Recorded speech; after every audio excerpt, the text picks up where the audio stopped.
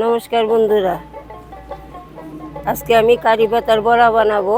গাছ থেকে কয়েকটা পাতা ভেঙে নিই। এটাকে অনেকে নরসিং পাতা বলে, কারি পাতাও বলে। এটা পেটের জন্য খুবই উপকারী। এটা মাংস, চানা সব কিছুতেই ব্যবহার করা যায়।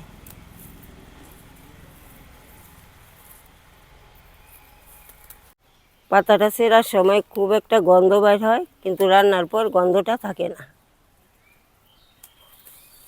কারি পাতাটা ধুয়ে পরিষ্কার করে নিয়ে আসছি। এখন ডাটার থেকে কারি পাতাটা নিয়ে ছোটো করে কেটে নিই। কারি পাতা ডাল থেকে শুধু এইভাবেই পাতাগুলা নিয়ে নিব।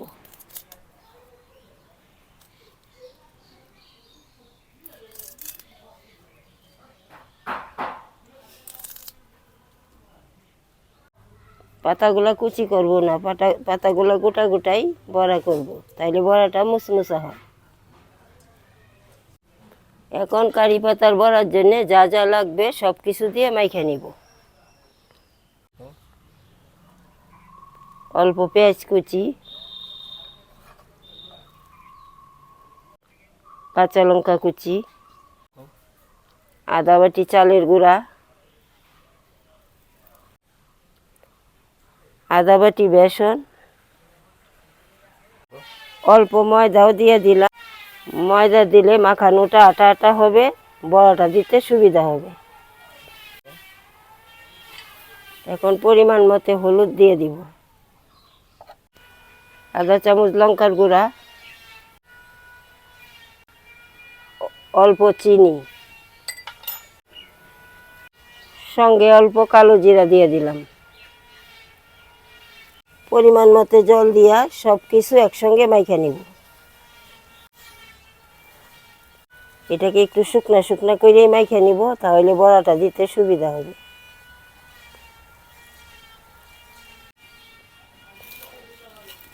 কড়াইটা গরম হয়ে গেছে, বড়া ভাজার জন্য সাদা তেল দিয়ে দিব।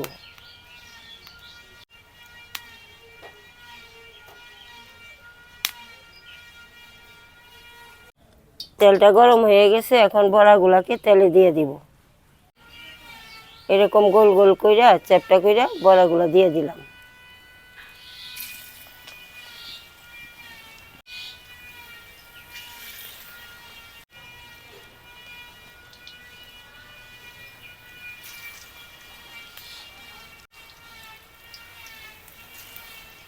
এখন সবগুলা বড়াকে উল্টা পাল্টা কইরা হালকা তাপে ভেজে নিব।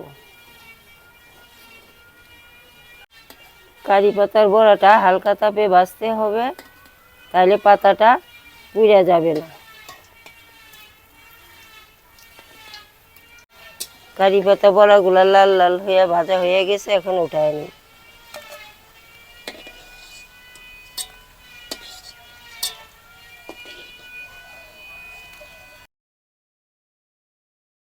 সবগুলা বড়া লাল লাল করে ভেজে নিলাম। দেখেন বড়াগুলো দেখতে কত সুন্দর হয়েছে। একটা বড়া ভাঙিয়ে দেখাই। বড়াগুলো খুব সুন্দর মুচমুচা হয়েছে, খাইতেও ভালো লাগে। আপনারাও এইভাবে কারি পাতার বড়া বাড়িতে বানায় খায়া দেখবেন, খুবই ভালো লাগে। এগুলো শরীরের জন্যও খুব উপকারী। চ্যানেলটাতে নতুন হইলে অবশ্যই সাবস্ক্রাইব করবেন। আজকে এই পর্যন্তই, কালকে আবার দেখা হবে নতুন রেসিপি নিয়ে। সবাই ভালো থাকবেন।